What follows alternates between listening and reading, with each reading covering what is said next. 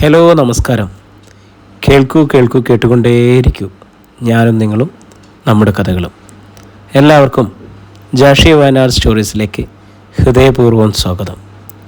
നമ്മൾ പറഞ്ഞു വെച്ചതുപോലെ ഹൃദയപൂർവ്വം എന്ന ഫാമിലി ത്രില്ലർ നോവലിൻ്റെ 13ാമത്തെ അധ്യായത്തിലേക്കാണ് നമ്മൾ പോകുന്നത്. എല്ലാവർക്കും സുഖമാണെന്ന് വിശ്വസിക്കുന്നു. നമ്മൾ നോവലിലേക്ക് പോവല്ലേ. ഹൃദയപൂർവ്വം ഫാമിലി ത്രില്ലർ നോവൽ തുടർച്ച അധ്യായം 13. അതെനിക്കറിയാം നന്ദേട്ടാ. അതുകൊണ്ടാ എങ്ങനെയും ആ മൃഗത്തിൽ നിന്നും രക്ഷപ്പെടാൻ ഞാൻ ആഗ്രഹിക്കുന്നത്. അതിനായ ഇത്രയും വേഗം ഞാൻ ഇങ്ങനൊരു രംഗം ക്രിയേറ്റ് ചെയ്തത്. അത് നിഷ്ഫലമായി പോയെന്ന് മാത്രം. ആമിയും അമ്മയും ഒറ്റപ്പാലത്തൊന്നും ഇവിടേക്ക് എത്തിയ പിന്നെ എനിക്ക് നന്ദേട്ടനോടൊപ്പം ഇങ്ങനെ യാത്ര ചെയ്യാനാവില്ലല്ലോ. നന്ദൻ ഒന്നും നിശ്വസിച്ചതല്ലാതെ മറുപടിയൊന്നും പറഞ്ഞില്ല. നന്ദേട്ടന് ഞാനൊരു ഒഴിയാബാധയായില്ലേ? റോജ സങ്കടത്തിൽ അവനെ നോക്കി. എനിക്ക് നല്ല വിഷമമുണ്ട് നന്ദേട്ട. എൻ്റെ മാലയ്ക്ക് മനുവേട്ടൻ്റെ ആ നല്ല പ്രപ്പോസൽ കൊണ്ടുവന്നതും മനുവേട്ടൻ്റെ ദുരന്തത്തെ തുടർന്ന് അവളൊരു ഭ്രാന്തിയായപ്പോൾ ഒരു കുടുംബാംഗത്തെ പോലെ ഒപ്പം നിന്ന് തുണച്ചതും ഒന്നും എനിക്ക് മറക്കാനാവില്ല നന്ദേട്ട. മനുവിൻ്റെ പ്രപ്പോസൽ ഞാൻ കൊണ്ടുവന്നതോടെയല്ലേ റോജ നിങ്ങളുടെ രണ്ടുപേരുടെയും ആ അമ്മയുടെയും ജീവിതം ഇങ്ങനെ കണ്ണീരിലായത്? അതൊക്കെ വിധിയാ നന്ദേട്ടാ. നമ്മുടെ തലയിലെഴുത്ത് ആർക്കെങ്കിലും തിരുത്താനാവോ? അപ്പോഴേക്കും അവൾ റോജയുടെ വീടിന് മുന്നിലെത്തിയിരുന്നു. കാറിൽ നിന്നും ഇറങ്ങിയ അവൾ നന്ദനോട് അപേക്ഷിച്ചു, ഇന്നെങ്കിലും ഈ വീട്ടിലൊന്ന് കയറിയിട്ട് പോകാം നന്ദേട്ടാ. ആമിയും അമ്മയും വന്നു കഴിഞ്ഞാൽ പിന്നെ അതിനൊരവസരം കിട്ടില്ലെന്ന് എനിക്കറിയാം. അവർ വന്ന ശേഷം ഞങ്ങൾ ഒരുമിച്ച് ഒരു രാത്രി വന്ന് അത്താഴം കഴിച്ചിട്ട് പോകാം റോജ. അതല്ലേ മര്യാദ? പെട്ടെന്ന് റോജ ഒന്ന് ഏങ്ങി. മര്യാദയുടെ ലോകത്തായിരുന്നു ഞാനെന്നും. അച്ഛനില്ലാത്ത കുട്ടി എന്ന നിലയ്ക്ക് അമ്മയ്ക്ക് ഒരു സങ്കടവും ഉണ്ടാക്കാതെയാണ് ഞാൻ വളർന്നത്. നന്നായി പഠിച്ചു. ദൈവം എനിക്ക് നന്ന ബുദ്ധിയും വിവേകവും ഒക്കെ പ്രയോജനപ്പെടുത്തി. ബാങ്കിൽ വെച്ച് നമ്മൾ തമ്മിലുണ്ടായിരുന്നത് പ്രണയമായി എനിക്ക് തോന്നിയിരുന്നില്ല. സിൻസിയറായ ഒരു നല്ല ഫ്രണ്ട്ഷിപ്പ്. നന്ദേട്ടൻ്റെ ഭാര്യയായാൽ ഒരു ദുഃഖവും ഉണ്ടാവില്ലെന്ന് ഞാൻ കരുതിയിരുന്നു. എന്നിട്ടൊരു പ്രത്യേക സാഹചര്യത്തിൽ നമ്മൾ പിരിഞ്ഞു. ഇനി വീണ്ടും മകളെ നിന്ന് കാണാൻ കഴിയുമെന്ന് പോലും ഓർത്തതല്ല. വിധി വീണ്ടും നമ്മളെ നല്ല പരിചയക്കാരാക്കി ഒരുമിപ്പിച്ചു. ഇപ്പോൾ ഞാൻ മറ്റൊരാളുടെ ഭാര്യയാണ്. ആവുമെങ്കിൽ അയാളുമായി പൊരുത്തപ്പെട്ടു പോകാൻ നോക്കണം റോജ. അയാളെക്കുറിച്ച് എല്ലാം അറിഞ്ഞിട്ടും നന്ദേട്ടൻ അങ്ങനെയാണോ പറയണത്? ധനാർത്ഥിയിലുള്ള ധാരാളം പേരെ നമുക്ക് ഈ ജീവിതത്തിൽ കണ്ടുമുട്ടാനാവും റോജ. അവരെല്ലാം ദുഷ്ടന്മാരും സ്നേഹശൂന്യരും അല്ല. ചിലർക്ക് ചിലരോടെങ്കിലും ഒരു സോഫ്റ്റ് കോർണർ ഉണ്ടാവും. അയാളിൽ ഞാനത് കണ്ടില്ല. ഇനി അതുണ്ടെങ്കിൽ പോലും എനിക്ക് തിരിച്ചതില്ല.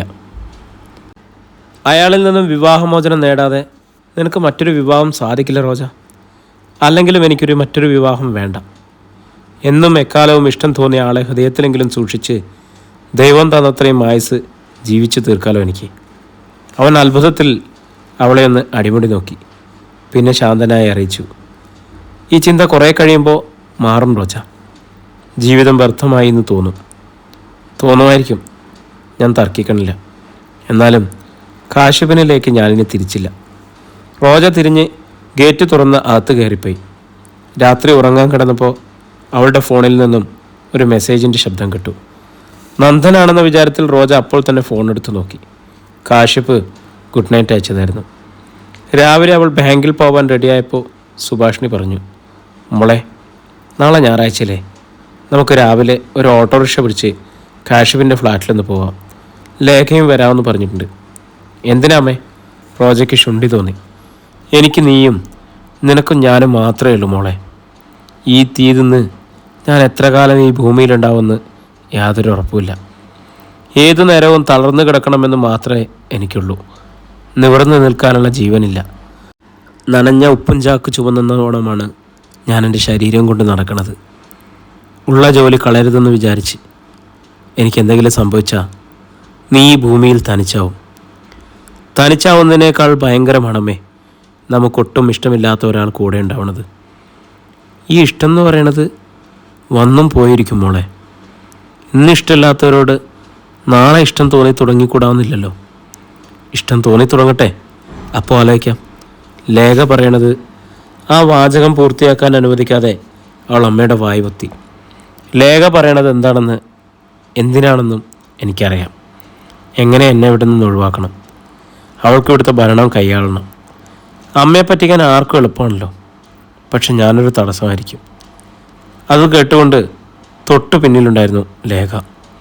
പഞ്ചായത്ത് ഓഫീസിൽ പോകാനായി അവളും റെഡിയായി കഴിഞ്ഞിരുന്നു. പക്ഷെ റോജ പറഞ്ഞത് മുഴുവൻ കേട്ടിട്ടും ലേഖയിൽ നിന്നും ഒരു മറുപടിയും വന്നില്ല. ഏതായാലും നാളെ എനിക്ക് വേറൊരു പ്രോഗ്രാമുണ്ട്, റോജ പറഞ്ഞു. അതുകൊണ്ട് നാളത്തെ കാര്യം എങ്ങനെയായാലും നടക്കില്ല. ബാഗും എടുത്ത് അവൾ പുറത്തേക്ക് നടന്നു. ഞായറാഴ്ച രാവിലെ റോജ റെഡിയായി. ബ്രേക്ക്ഫാസ്റ്റ് കഴിച്ചുകൊണ്ടിരുന്നപ്പോൾ ഫോണിൽ ഒരു മിസ്ഡ് കോൾ എത്തി. നോക്കാതെ തന്നെ അത് ആരുടേതാണെന്ന് അവൾക്ക് മനസ്സിലായി. ഉടൻ തന്നെ കൈ കഴുകി ടവല് കൊണ്ട് തുടച്ച് ബാഗും എടുത്ത് പുറത്തേക്ക് ഓടി. എങ്ങോട്ടാടി? രേഖയാണ് തിരക്കിയത്. മറുപടി പറയാതെ ആൾ അപ്രത്യക്ഷയായി കഴിഞ്ഞു. ആരോ അവളുടെ ഫോണിലേക്ക് മിസ്ഡ് വിട്ടിരുന്നു. അത് കേട്ട ഉടനെ എച്ചിൽ പാത്രം പോലും കഴുകാതെ എടുത്തു വെച്ച് ഓടിയതായിരിക്കും. ആരായിരിക്കും സുചേച്ചി അവളെ വിളിച്ചത്? ലേഖ ആകാംക്ഷയിൽ ഭർത്ത സഹോദരിയെ നോക്കി. കാശ്യപാണോ ലേഖ? സുഭാഷിണി ചുണ്ടിൽ വിരൽ ചേർത്തു. അല്ലാതെ ഇപ്പോൾ ആരാ? കാശ്യപാണെങ്കിൽ അവൾ ഈ നാടകം കളിക്കേണ്ട കാര്യം എന്താ സുചേച്ചി? അവർ ഭാര്യ ഭർത്താക്കന്മാരല്ലേ? അവർക്ക് ഒരുമിച്ച് എവിടെയെങ്കിലും പോകാൻ ആരുടെയെങ്കിലും അനുവാദം വേണോ? അവരെ ഒന്നിപ്പിക്കാൻ വേണ്ടിയല്ലേ നമ്മളീ കിടന്ന് പാടുപെടുന്നത്? ഇത് മറ്റാരോ ആണ്. അവളുടെ വല്ല കൂട്ടുകാരിയായിരിക്കും. കൂട്ടുകാരിയാണെങ്കിലും നമ്മളെ വിളിക്കേണ്ട കാര്യമുണ്ടോ? ഇത് കൂട്ടുകാരനാവാനാണ് സാധ്യത. ഏടത്തിയെപ്പോലെ അനിയത്തിയും ചീത്തപ്പേര് കേൾപ്പിക്കുമല്ലോ സുചേച്ചി. കഷ്ടപ്പെട്ടും കടമെടുത്തും കല്യാണം നടത്തിയിട്ടും ഒരു പ്രയോജനം ഉണ്ടായില്ലല്ലോ. ഏതായാലും അവളെങ്ങോട്ടാണ് പോണതെന്ന് ഗേറ്റിൽ ചെന്ന് ഞാനൊന്ന് നോക്കാം. ഇന്ന് പക്ഷേ അവളുടെ ആ ഉടുക്ക് വണ്ടി എടുത്തിട്ടില്ല. ആ സ്ഥിതിക്ക് ബസ്സിനാവും പോണത്. ഗേറ്റിലേക്ക് ഓടിയ ലേഖ അതേ വേഗത്തിൽ തിരിച്ചെത്തി അറിയിച്ചു. ബസ് സ്റ്റോപ്പിലൊന്നും ഇല്ലാട്ടോ ചേച്ചി, കാറും കൊണ്ട് വന്ന് കയറ്റിക്കൊണ്ടുപോയതാവും. ഏതായാലും അത് കാശ്യപല്ല. അവൾ കുളിമുറിയിലുണ്ടായിരുന്നപ്പോൾ അവളുടെ മൊബൈൽ ഞാൻ പരിശോധിച്ചതാ. 4 മിസ്ഡ് ഉണ്ടായിരുന്നു കാശ്യപിൻ്റെ. അവളത് എടുത്തിട്ടേ ഇല്ല. രാത്രിയിലൊരു ഗുഡ് നൈറ്റ് അയച്ചിട്ടുണ്ട്. കാശ്യപിന് ഇപ്പോഴും അവളെ വേണമെന്നുണ്ട്. സുചേച്ചിയുടെ മകൾക്ക് പക്ഷെ അവന് വേണ്ട. മൂക്കിൽ വിരൽ ചേർത്ത് നിന്നതല്ലാതെ സുഭാഷിണി ശബ്ദിച്ചതേയില്ല.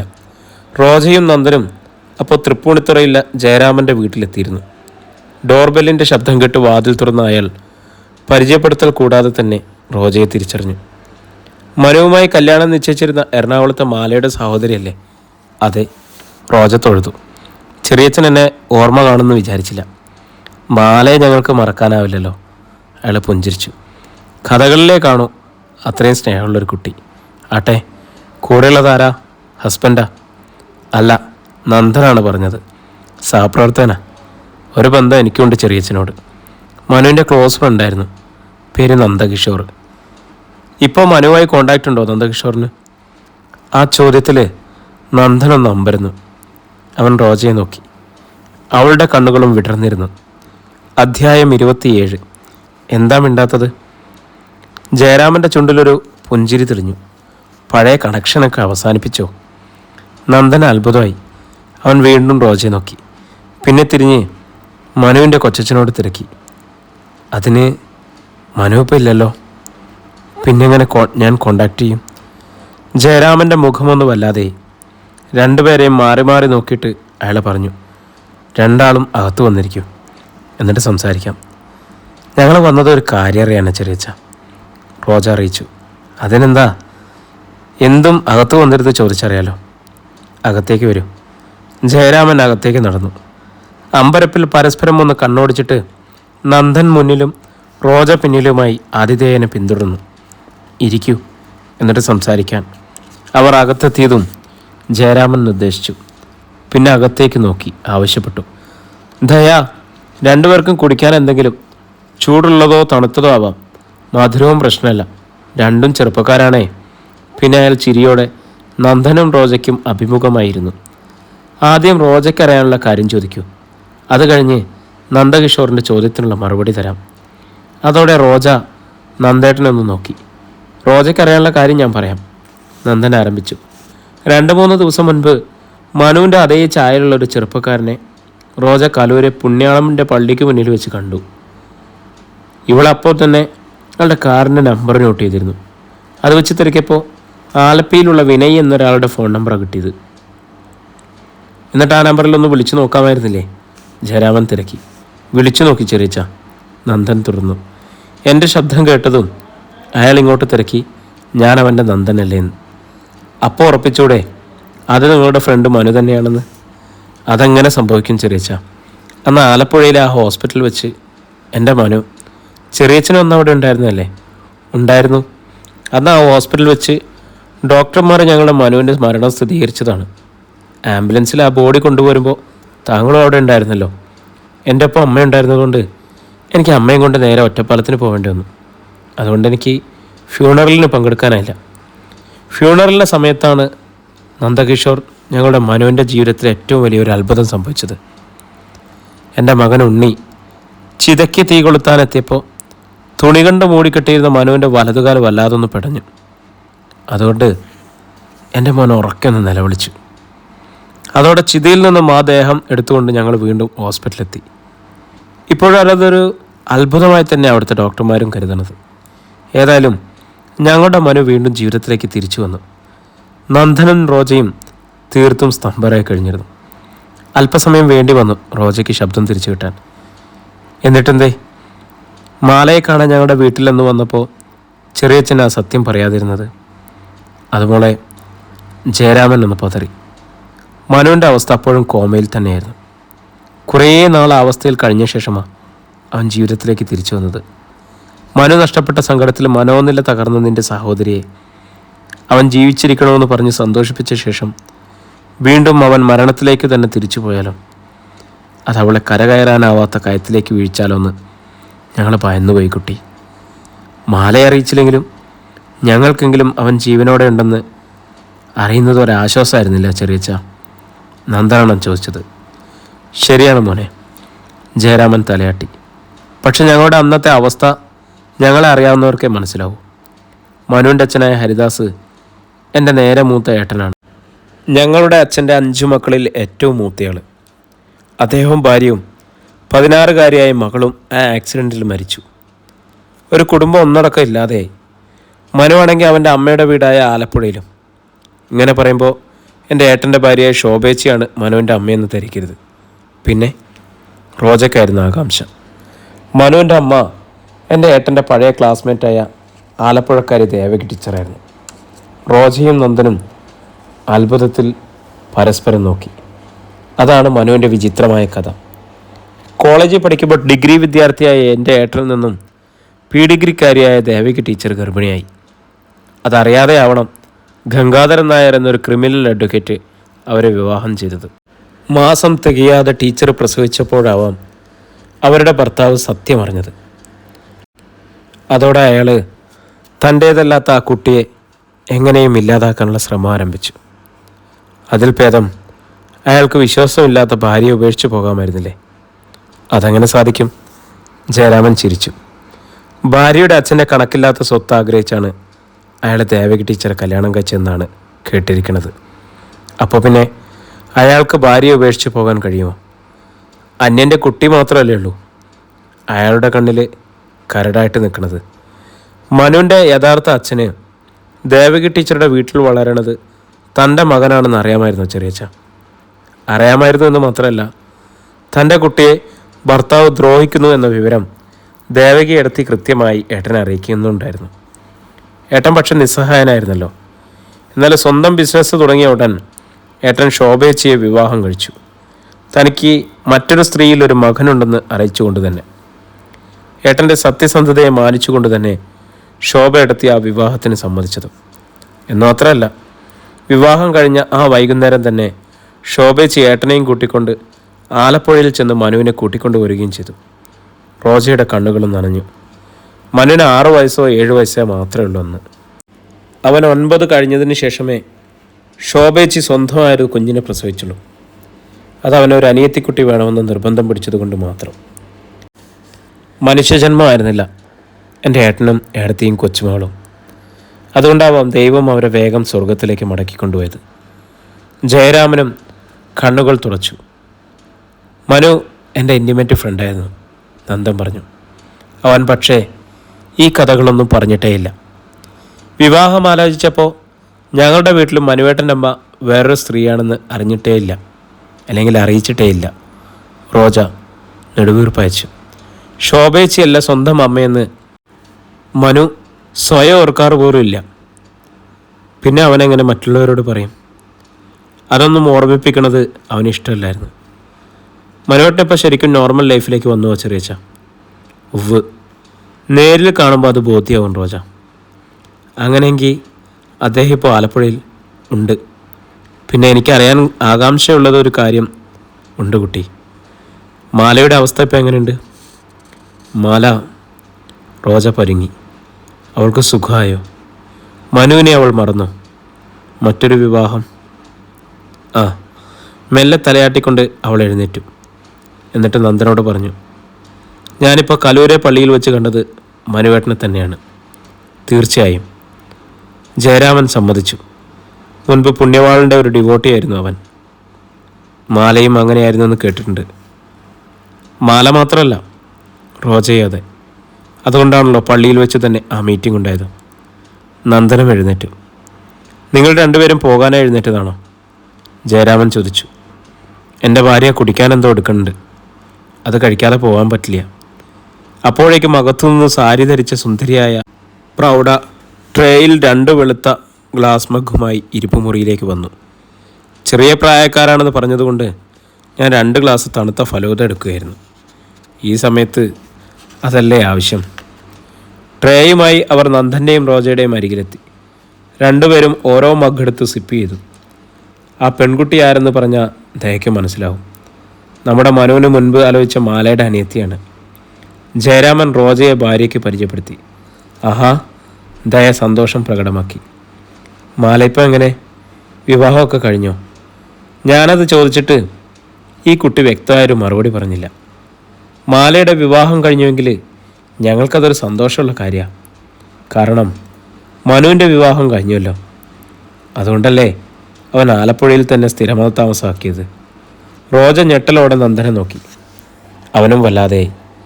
മനുവിൻ്റെ വിവാഹം കഴിഞ്ഞോ ചെറിയച്ച? നന്ദൻ തിരക്കി. അവൻ്റെ വിവാഹവും അവൻ്റെ ജീവിതം പോലെ വിചിത്രമായൊരു സംഭവമായിരുന്നു നന്ദ. എല്ലാം കഴിഞ്ഞ ശേഷമാണ് ഞങ്ങളൊക്കെ അറിഞ്ഞത്. ഞങ്ങളുടെ കുട്ടിയല്ലേ അവൻ? ദയയുടെ മുഖത്തും പരിഭവം വന്നു. ഫോണിലെങ്കിലും ഒന്ന് അറിയിക്കാമായിരുന്നു. അതൊന്നുമല്ല തമാശ. മനു ബോധമില്ലാതെ ആശുപത്രി കിടക്കയിൽ കിടക്കുമ്പോഴായിരുന്നു അവൻ പോലും അറിയാതെ ദേവകിയെടുത്തിയുടെ ഭർത്താവിൻ്റെ മരുമകളുമായി അവൻ്റെ കല്യാണം നടത്തിയത്. പക്ഷേ ഇപ്പോൾ മനുവിന് ബോധമുണ്ടല്ലോ? നന്ദൻ ചോദിച്ചു. അവൻ അറിയാതെ നടത്തിയ ആ കല്യാണം അവന് നിഷേധിച്ചുകൂടെ? അതെങ്ങനെ? ജയരാമൻ ചിരിച്ചു. അവൻ്റെ അമ്മയും ആ കല്യാണത്തിന് സാക്ഷിയല്ലേ. അമ്മയെ അവന് നിഷേധിക്കാനാവോ? ഏതായാലും മാലയുടെ വിവാഹം കഴിഞ്ഞു എന്നറിഞ്ഞപ്പോൾ എനിക്ക് സമാധാനമായി. ഇല്ലെങ്കിൽ ആ കുട്ടിക്ക് ഇതൊരു സങ്കടമാവില്ലേ? ഞങ്ങൾ ഇറങ്ങാം. ഫലൂഡ കഴിച്ച മഗ് തിരികെ ട്രെയിൽ വെച്ചുകൊണ്ട് റോജ അറിയിച്ചു. ശരിയാ, ഞങ്ങൾ മടങ്ങാം. നന്ദനും യാത്ര പറഞ്ഞു. നിങ്ങൾ ആലപ്പുഴയ്ക്ക് പോകുന്നുണ്ടോ മനുവിനെ കാണാൻ? ജയരാമൻ അന്വേഷിച്ചു. ഞാനേതായാലും പോകും. റോജയുടെ കാര്യം ആലോചിച്ച് തീരുമാനിക്കും. ഏതായാലും ചെറിയച്ഛനെ കണ്ടതുകൊണ്ട് മനു ജീവിച്ചിരിക്കുന്ന കാര്യമെങ്കിലും ബോധ്യമായല്ലോ. റോജയോടൊപ്പം നന്ദൻ അവിടുന്ന് യാത്ര പറഞ്ഞിറങ്ങി. നമുക്ക് നേരെ ആലപ്പുഴയിലേക്ക് വിട്ടാലോ? കാറിൽ കടന്നിരുന്നതും അവൻ തിരക്കി. ഞാനില്ല. റോജയുടെ മുഖം വരുണ്ടു. സ്നേഹാധിക്യം മൂലം മുഴുഭ്രാന്തിയായ എൻ്റെ മാല കാട്ടിക്കുട്ടിയതൊക്കെ ഞാൻ ഓർക്കണത്. അവൾ ആരെയെ സ്നേഹിച്ചത്? ഒരു സാധാരണ പുരുഷനെ. ബോധം വന്നപ്പോഴെങ്കിലും മനുവേട്ടൻ അവളെ ഒന്ന് തിരക്കാമായിരുന്നില്ലേ? അല്ലെങ്കിൽ വേണ്ട, നന്ദേട്ടനെങ്കിലും ഒന്ന് വിളിക്കാമായിരുന്നില്ലേ? നീ പിണങ്ങണ്ട റോജ. അവൻ്റെ അവസ്ഥ നിനക്കറിയില്ലല്ലോ. കാർ ആലപ്പി ഭാഗത്തേക്ക് തിരിച്ചു കഴിഞ്ഞിരുന്നു നന്ദൻ. പെണ്ണുങ്ങൾക്ക് നിസാര കാര്യം മതി പിണങ്ങാൻ. നീ ഈ എന്നോട് പിണങ്ങിയവളല്ലേ? നിനക്ക് പകരം മാലയെ സ്നേഹിക്കാൻ ആവശ്യപ്പെട്ടവളല്ലേ? മാല എനിക്ക് പിറക്കാതെ പോയൊരു കൂടപ്പിറപ്പാണ്. പക്ഷെ നിനക്ക് എൻ്റെ ആ വികാരവും അന്നേരത്തെ ശോഭവും മനസ്സിലായില്ല. ഇപ്പം നീ തള്ളിപ്പറയണ ആ കാശിവിനെ പോലും നീ ശരിക്കും മനസ്സിലാക്കിയിട്ടുണ്ടോ എന്ന് എനിക്ക് സംശയമുണ്ട്. ആ ഒരു വിഷയം മാത്രം എടുക്കരുത്. റോജയുടെ സ്വരമായിരുന്നു. ഞാൻ ഈ വണ്ടിയിൽ നിന്നും ഇറങ്ങിപ്പോവും. ഓടുന്ന വണ്ടിയിൽ നിന്നും വാതിൽ തുറന്ന് ചാടുമെന്ന് പറഞ്ഞില്ലല്ലോ. അവൻ ചിരിച്ചു. ഭാഗ്യം. ഒരു പൊട്ടിക്കരച്ചിലോടെ അവൾ സ്റ്റിയറിംഗ് പിടിച്ചിരുന്ന നന്ദൻ്റെ കൈത്തണ്ടയിൽ നിറുകമുട്ടിച്ചു. നന്ദേട്ടൻ്റെ മുന്നിൽ മാത്രം ഞാൻ തോൽക്കുകയാണ്. നന്ദേട്ടൻ പറയണത് എന്തും ഞാൻ അനുസരിക്കും. എനിക്കിതുപോലെ ഒരാൾ വേറെയില്ല. ഞാൻ മറ്റൊരാളുടെ ഭർത്താവാണെന്ന കാര്യം റോജ മറന്നു. സോറി. പെട്ടെന്ന് റോജ അവൻ്റെ കൈത്തണ്ടയിൽ നിന്നും മുഖമുയർത്തി. ആമി വന്നു കഴിഞ്ഞാൽ ഞാൻ ഒരിക്കലും ഇപ്പോഴത്തെ സ്വാതന്ത്ര്യം കാണിക്കില്ല. ഒരിക്കലും നന്ദേട്ടനെ ആ കുട്ടിയിൽ നിന്നും അവകാശപ്പെടില്ല. മാലയോട് തോന്നിയ തരം ഒരലിവ് രഹസ്യമായി മനസ്സിൽ എന്നോടുണ്ടായാൽ മതി. കൂടപ്പിറപ്പിനോടെന്ന പോലെയോ ആരോരുമില്ലാത്തൊരാത്മാവിനോടെന്ന പോലെയോ. നന്ദൻ്റെ മുഖം വ്യസനത്തിൽ തുടുത്തു. അവൻ പിന്നെ ഒന്നും ശബ്ദിച്ചില്ല. അവളും നിശബ്ദയായിരുന്നു. ദേവഗംഗ എന്ന വീടിൻ്റെ ഗേറ്റിലെത്തിയതും കാറ് നിന്നു. കയറി ചെല്ലും മുമ്പ് ആ നമ്പറിൽ ഒന്ന് വിളിച്ചറിയിക്കാമായിരുന്നു, റോജ പറഞ്ഞു. ഞാൻ പലകുറി വിളിച്ചതാണ്. എൻ്റെ നമ്പർ കണ്ടിട്ടാവും അവന് കോൾ എടുക്കണില്ല. ആ സ്ഥിതിക്ക് ചെന്നാലുള്ള സ്വീകരണമോ? അതെന്തോ ആട്ടെ, മനുവേട്ടൻ ഇവിടെ ഇല്ലെങ്കിലോ? ഇവിടെയുള്ള മറ്റു കഥാപാത്രങ്ങളെങ്കിലും കണ്ടിട്ട് മുടങ്ങാമല്ലോ. കാർ അകത്തേക്ക് എടുക്കണോ? എന്തിന്? നമ്മൾ ക്ഷണിക്കപ്പെട്ട് വന്നവരൊന്നുമല്ലല്ലോ. ഇതിങ്ങനെ പുറത്ത് കിടന്നോട്ടെ, ലോക്ക് ചെയ്തിട്ട് പോവാം. രണ്ടുപേരും വണ്ടിയിൽ നിന്നും ഇറങ്ങി. ഗേറ്റിൽ വാച്ചറുണ്ടായിരുന്നു. അയാളുടെ അനുവാദം വാങ്ങിയാണ് അകത്ത് കിടന്നത്. മനു എത്ര സമ്പന്നനാണെന്ന് ആ വീടും പരിസരവും കണ്ടപ്പോൾ നന്ദന് ബോധ്യായി. അമ്മയുടെ ഭർത്താവിൻ്റെ മരുമകളെ വിവാഹം കഴിച്ചതും അബോധാവസ്ഥയിലായാലും ബോധം തെളിഞ്ഞതും അവൻ അതുമായി പൊരുത്തപ്പെട്ടുവല്ലോ. ബുദ്ധിമാൻ, സമർത്ഥൻ, ജീവിക്കാൻ പഠിച്ചവൻ.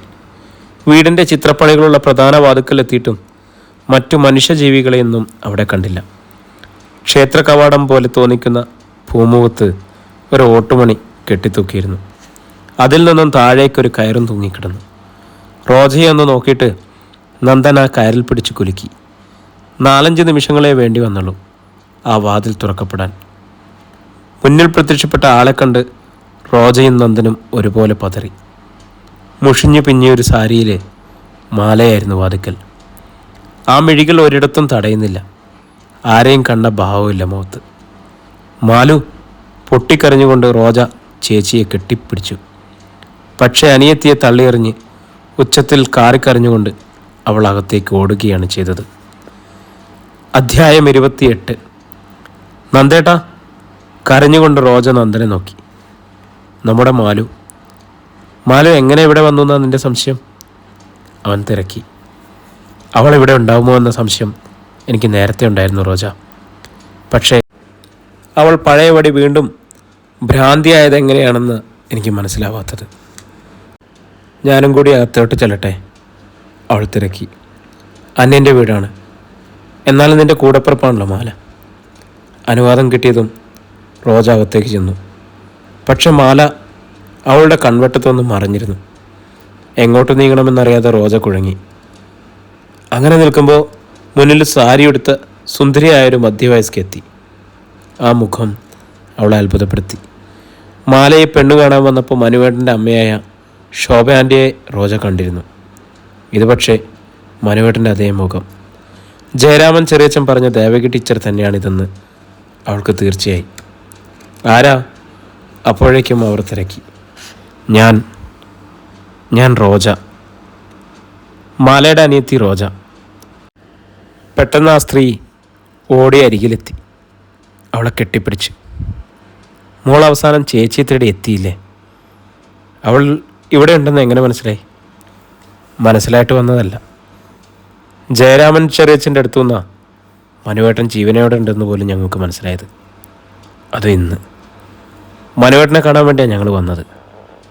ഇവിടെ വന്ന് പൂമുഖത്തെ മണിയടിച്ചപ്പോൾ വാതിൽ തുറന്നത് മാലയാണ്. അങ്ങനെയാണ് മാല ഇവിടെ ഉണ്ടെന്ന് മനസ്സിലായത്. പക്ഷേ പെട്ടെന്ന് റോജയ്ക്ക് കരച്ചിൽ വന്നു. മാല വീണ്ടും പഴയപടി ആയല്ലോ ടീച്ചർ. ദേവകിയുടെ മുഖം മങ്ങി. ചികിത്സിക്കുന്നുണ്ട് മോളെ, പക്ഷേ ഒരു കുറവുമില്ല. ഡോക്ടർമാരെ കണ്ടാൽ അവൾ ഓടി മാറും. ഇപ്പോൾ അകത്തേക്ക് ഓടുന്നത് കണ്ടു. ഞാൻ വിചാരിച്ചു ഡോക്ടർ ജയകുമാർ വന്നിട്ടുണ്ടാവുന്നു. അദ്ദേഹത്തെ അവൾക്ക് ഭയങ്കര പേടിയാണ്. അതുകൊണ്ട് ഇനി മുതൽ ലേഡി അസിസ്റ്റൻറ്റിനെ വിട്ടോളാം എന്നാണ് പറയണത്. പൊതുവെ പുരുഷന്മാരെ ഭയമാണ്, എൻ്റെ മനുവിനെ പോലും. മുൻപ് പക്ഷെ അങ്ങനെ ആയിരുന്നില്ല. മനുവേട്ടൻ്റെ അകന്ന ചായയിലുള്ളവരെ കണ്ടാൽ പോലും ഓടിപ്പുറകെ ചെല്ലും. ചികിത്സിക്കാൻ വരുന്നവരുടെ അടുത്തോ ദയവ് തിരക്കി. അന്ന് വലിയ പ്രശ്നമൊന്നുമില്ലായിരുന്നു. ഗേറ്റ് തുറന്നു കിടന്ന് ഇറങ്ങി ഓടുന്നേ ഉള്ളൂ. ആ പേടി കൊണ്ടാ രാവും പകലും ഗേറ്റിൽ സെക്യൂരിറ്റി വെച്ചിരിക്കുന്നത്. പിന്നിൽ കടൽ ഭിത്തിക്ക് മേലെ ഉയരമുള്ള ഗ്രില്ലും പണിതു മനു. പക്ഷെ വീട്ടിൽ നിന്ന് ഇറങ്ങി ഓടാനൊന്നും അവളിപ്പോൾ ശ്രമിക്കാറില്ല. ഏത് സമയത്തും വീട്ടിനുള്ളിൽ തന്നെ ഭയന്ന് കഴിയും. പുരുഷന്മാരെ മാത്രമേ ഭയമുള്ളൂ കേട്ടോ. എന്നോടൊക്കെ നല്ല സ്നേഹമാണ്. ഉറങ്ങാനുള്ള മരുന്ന് പാലിൽ കലക്കിയാണ് കൊടുക്കുന്നത്. ഇല്ലെങ്കിൽ മരുന്നുകളൊന്നും കഴിക്കില്ല. ആട്ടെ, ഞങ്ങളെന്ന് കുട്ടി പറഞ്ഞല്ലോ. ആരാ കൂടെ വന്നിരിക്കുന്നത്? എൻ്റെ ബാങ്കിലെ ഒരു സഹപ്രവർത്തകനാണ്. മനുവേട്ടൻ്റെ പഴയൊരു ഫ്രണ്ടാണ് അദ്ദേഹം. ഒരു പക്ഷേ അദ്ദേഹത്തെ കണ്ടിട്ടാവും മാല ഓടിയത്. എവിടേക്കാ പോയിട്ടുണ്ടാവുക? മുകളിൽ വേണം. റോജ വരും. ടീച്ചർ സ്റ്റെയർകേസിന് നേർക്ക് നടന്നു. പുറകെ അവളും. സ്റ്റെയർകേസിൻ്റെ സ്റ്റീൽ കൈവരികളുടെ ചിത്രപ്പണികളെല്ലാം പല തരത്തിലുള്ള പുതുപൂക്കൾ കൊണ്ട് അലങ്കരിച്ചിരിക്കുന്നു. ആ പൂക്കൾ യഥാർത്ഥമായവ തന്നെയോ എന്നറിയാൻ റോജ ഒന്ന് തൊട്ടു നോക്കിയതും ദേവകി പറഞ്ഞു, ഇതൊക്കെ മാലുവിൻ്റെ പണികളാ. മുകളിലെ വേസുകളിൽ നിറയെ തോട്ടത്തിൽ നിന്നെടുത്തെടുത്ത പുതുപൂക്കളാണ്. അതിഥികളായി വരുന്നവർ അത്ഭുതപ്പെടാറുണ്ട് മാലയുടെ കരവിരുത് കണ്ടിട്ട്. വീട്ടിലും മാല ഇങ്ങനെയായിരുന്നു. വീടിന് മുന്നിൽ അവൾ സ്വന്തമായൊരു പൂന്തോട്ടം ഉണ്ടാക്കിയിരുന്നു. നഴ്സറിയിൽ നിന്നും വാങ്ങിയതൊന്നുമല്ല. കൂട്ടുകാരുടെ വീടുകളിൽ നിന്നും ഇരുന്ന് വാങ്ങിയവയും വഴിയോര വീടുകളിലെ മതിലിൽ നിന്നും പുറത്തേക്ക് തൂങ്ങിക്കിടക്കുന്നത് വീട്ടുകാർ കാണാതെ പൊട്ടിച്ചെടുത്തവയൊക്കെയാണ്. പൂച്ചെടികൾ എവിടെ കണ്ടാലും അഭിമാനം മറന്ന് അവൾ അരക്കും. ഞാനും അങ്ങനെയായിരുന്നു റോജ. പൂക്കളും പൂന്തോട്ടവും ഇല്ലാതെ വീട് എനിക്ക് സങ്കല്പിക്കാനാവില്ല. മാലയുടെ ആ സൗന്ദര്യബോധമാണ് എന്നെ ആകർഷിച്ചത്.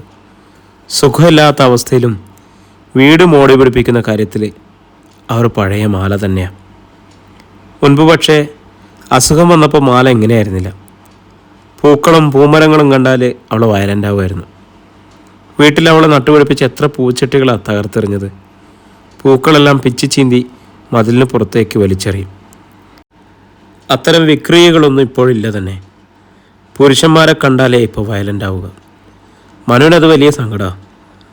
മാലയെ വിളിച്ചാൽ അവനിപ്പോൾ ഇവിടെ കഴിയണത്. മെല്ലെ പടികൾ കയറി അവർ അപ്പോഴേക്കും മുകളിലെത്തിയിരുന്നു. മാല എവിടെ? റോജ ചുറ്റും കണ്ണോടിച്ചു. എൻ്റെ റൂമിലുണ്ടാവും. എൻ്റെ ഒപ്പം രാത്രി ഉറക്കം. എന്നെ ജീവനാ. എൻ്റെ അടുത്തില്ലെങ്കിൽ ഉറപ്പായും അവളിവിടുത്തെ അടുക്കളപ്പണിക്കാർക്കൊപ്പമോ. ഇവിടെ മറ്റാരൊക്കെ ഉണ്ട് അമ്മേ? മനുവേട്ടനും അമ്മയല്ലാതെ. എൻ്റെ മകളുണ്ടായിരുന്നു. മാനസിക വൈകല്യമുള്ള കുട്ടിയാണ്. 10-24 വയസ്സായിട്ടും ചെറിയ കുട്ടികളുടെ പ്രകൃത. എന്നോട് വഴക്കിട്ട് അവളുടെ അച്ഛൻ അവളെ അദ്ദേഹത്തിൻ്റെ വീട്ടിലേക്ക് കൊണ്ടുപോയി. ഞാൻ കുറേ നാൾ സുഖമില്ലാതെ കിടപ്പിലായിരുന്നു. ആ സമയത്ത് എന്നെപ്പറ്റി അരുതാത്തതൊക്കെ പറഞ്ഞു കൊടുത്ത് അവളുടെ അച്ഛൻ എന്നിൽ നിന്ന് അവളെ മാനസികമായിട്ട് അകറ്റിയിരുന്നു. എന്നെ കണ്ടാലും അവൾ ഓടി ഒളിക്കുകയുള്ളൂ. ആ കണ്ണുകൾ തുളുമ്പി. റോജയ്ക്ക് വിഷമമായി.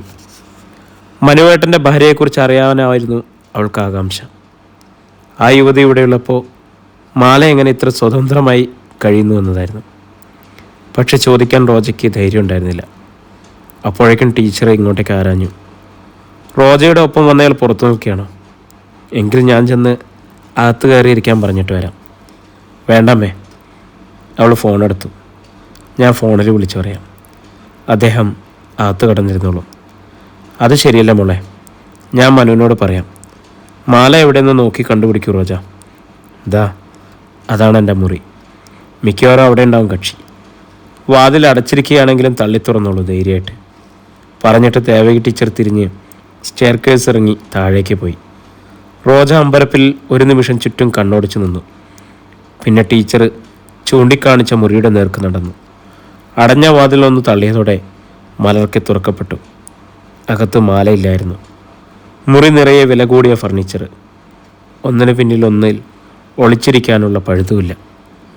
പെട്ടെന്ന് അവൾക്ക് പിന്നിലായി വാതിലടഞ്ഞു. റോജ ഞെട്ടലോടെ തിരിഞ്ഞു നോക്കി. വാതിലിൻ്റെ പിന്നിൽ ഒളിച്ചു നിന്നിരുന്ന മാലയാണ് വാതിൽ ചാരിയത്. റോജയ്ക്ക് അത്ഭുതമായി. മാലയുടെ മുഖത്ത് ഭ്രാന്തിലെ ലക്ഷണമൊന്നുമില്ലായിരുന്നു. മിണ്ടരുത്, എന്നർത്ഥത്തിൽ ചുണ്ടിൽ ചൂണ്ടുവിരൽ അമർത്തി കാണിച്ചിട്ട് അവൾ വാതിലിൻ്റെ ബോൾട്ട് വലിച്ചിട്ടു. ആ നിമിഷം പുറത്തുനിന്നും വാതിൽക്കൽ തട്ടുകൾക്കായി. ഉടൻ വാതിൽ തുറന്നോളാൻ റോജ മാലയോട് ആംഗ്യം കട്ടി. അവൾക്കൊന്നും മനസ്സിലായില്ല. എങ്കിലും അനുസരണയോടെ ബോൾട്ട് മാറ്റി വാതിൽ തുറന്നു. മുന്നിൽ കണ്ടത് ദേവകി ടീച്ചറായിരുന്നു. എന്തിനാ റോജ വാതിലിൻ്റെ ബോൾട്ട് ഇട്ടത്? ചേച്ചിയോട് എന്തെങ്കിലും രഹസ്യമായി പറയുമായിരുന്നു. എങ്കിൽ വാതിലടച്ച് പറഞ്ഞ് തീർത്തിട്ട് തുറന്നാൽ മതി. ഞാനല്ല വാതിലിൻ്റെ ബോൾട്ട് ഇട്ടത് എന്ന് പറയാൻ ആഞ്ഞതാണ് റോജ. എങ്കിലും അതിലെ അപകടം അവൾക്ക് പെട്ടെന്ന് ബോധ്യമായി. ഒപ്പം നല്ലൊരു മറുപടിയും ബുദ്ധിയിൽ തെളിഞ്ഞു. എന്നെ കണ്ട മാല പുറത്തേക്ക് ഓടിയാലോ എന്ന് വിചാരിച്ചാണമ്മേ. അയ്യോ, മാലയൊന്ന് നോക്കിയിട്ട് ടീച്ചർ ചിരിച്ചു. പെണ്ണുങ്ങളെ കണ്ടാലും മാല ഓടില്ല. ഒരു പക്ഷേ റോജയെ തിരിച്ചറിയാനായാൽ അത് നല്ലതാണ്. മാല പഴയപടി മാനസികാസ്വസ്ഥം പ്രകടമാക്കുന്നത് റോജ ശ്രദ്ധിച്ചു. അവൾ അഭിനയിക്കുകയാണോ എന്നായി സംശയം. എങ്കിൽ എന്തിന് എന്ന ചോദ്യവും ഉള്ളിൽ തെളിച്ചു. മാലു, ഇത് നിൻ്റെ അനുജത്തിയാണ്. മാലയുടെ താടിയിൽ പിടിച്ചുകൊണ്ട് ടീച്ചർ റോജയെ ചൂണ്ടി. നിന്റെ റോജ, നിനക്ക് മനസ്സിലായില്ലേ ഇവളെ? അതിനുള്ള മാലയുടെ പ്രതികരണം അറിയാനായി റോജ കണ്ണുമയ്ക്കാതെ അവളെ നോക്കി. ടീച്ചർ പറഞ്ഞത് മനസ്സിലാവാത്ത ഭാവമായിരുന്നു മാലയുടെ മുഖത്ത്. ഒന്നും അറിയാത്ത ഒരു ചെറിയ കുട്ടിയുടെ ചേഷ്ട. അവൾക്ക് നിന്നെ മനസ്സിലായില്ല റോജ. ദേവകി നിഷ്കളങ്കമായി അറിയിച്ചു. പാവം, വീട്ടിൽ നിന്നും പോരുമ്പോൾ മാലയ്ക്ക് ഒരു കുഴപ്പമുണ്ടായിരുന്നില്ലല്ലോ ടീച്ചർ. റോജ അവരെ നോക്കി. എന്തിനാ സത്യത്തിൽ ഇവള് വീട്ടിൽ നിന്നും പോകുന്നത്? അതിൻ്റെ കാരണം ഇപ്പോഴും എനിക്ക് വ്യക്തമല്ല. അതിനൊരു കാരണമേ ഉള്ളൂ, അവൾ പറഞ്ഞു. പ്രിയമുള്ളവരെ, നമ്മുടെ നോവൽ ഇവിടെ തുടരുകയാണ് കേട്ടോ. അപ്പം നമ്മുടെ നോവൽ നാളത്തോട് കൂടിയിട്ട് മിക്കവാറും ഒരു എപ്പിസോഡോട് കൂടിയിട്ട് തീരും എന്നാണ് വിശ്വസിക്കുന്നത്. അത് കഴിഞ്ഞാൽ നമുക്ക് 2 നോവലുകളാണ് വായിക്കാനുള്ളത്. ഒന്ന് മെഴുവേലി ബാബുജിയുടെയാണ്. ഒന്ന് ഇതുപോലെ മാത്യു മറ്റം സാറിൻ്റെ നോവൽ തിരക്കുന്നുണ്ട്. അത് കിട്ടിക്കഴിഞ്ഞാൽ അതും വായിക്കും. അപ്പോൾ ഏതാണ് വേണ്ടത് എന്നുള്ള, അതേപോലെ കമല ഗോവിന്ദ്, അങ്ങനെ കുറച്ച് നോവലുകൾ വന്ന് നിൽക്കുന്നുണ്ട്. അതൊക്കെ നമ്മൾ നോക്കിയിട്ട് അതിനനുസരിച്ച് അറേഞ്ച് ചെയ്ത് വെക്കാനാണ് പ്ലാൻ ചെയ്തിരിക്കുന്നത്. എനിവേ, എന്തായാലും നിങ്ങളുടെയൊക്കെ അഭിപ്രായങ്ങൾ എനിക്ക് കമൻ്റായിട്ട് രേഖപ്പെടുത്തണം കേട്ടോ. ഒത്തിരി സന്തോഷമാണ് ഇതൊക്കെ വായിക്കുമ്പോഴൊക്കെ. നിങ്ങളെയൊക്കെ നേരിൽ കാണുന്ന പോലെയുള്ള അനുഭവങ്ങളാണ്. ഒത്തിരി സന്തോഷത്തോടെ സ്നേഹത്തോടെ നിങ്ങൾക്ക് പ്രിയപ്പെട്ടവർക്കൊക്കെ നിങ്ങൾ ഷെയർ ചെയ്ത് കൊടുക്കുക. പിന്നെ ആരെങ്കിലും സബ്സ്ക്രൈബ് ചെയ്യാത്തവരുണ്ടെങ്കിൽ അവരെ കൊണ്ടൊക്കെ ഒന്ന് സബ്സ്ക്രൈബ് ചെയ്യിക്കാം. നിങ്ങൾക്കിഷ്ടമല്ലേ? കേൾക്കുന്നവർക്കും ഒരു പക്ഷേ ഇഷ്ടമാവുമായിരിക്കും. എന്തായാലും എല്ലാവർക്കും ഒന്ന് ഷെയർ ചെയ്ത് കൊടുക്കുകയും സബ്സ്ക്രൈബ് ചെയ്യുകയൊക്കെ ചെയ്യാം. കമൻറ്റുകൾ രേഖപ്പെടുത്തുക. നിങ്ങളുടെ ഓരോ കമൻറ്റുകളും വായിക്കുമ്പോൾ എനിക്ക് നിങ്ങളോട് സംസാരിക്കുന്നത് പോലെയാണ്. അത്രയേറെ സന്തോഷം തരുന്നതാണ്. ഒത്തിരി സന്തോഷത്തോടെ, ഒത്തിരി സ്നേഹത്തോടെ നാളെ വീണ്ടും നമുക്ക് കാണാം. അതുവരേക്കും എല്ലാവർക്കും ശുഭദിനം.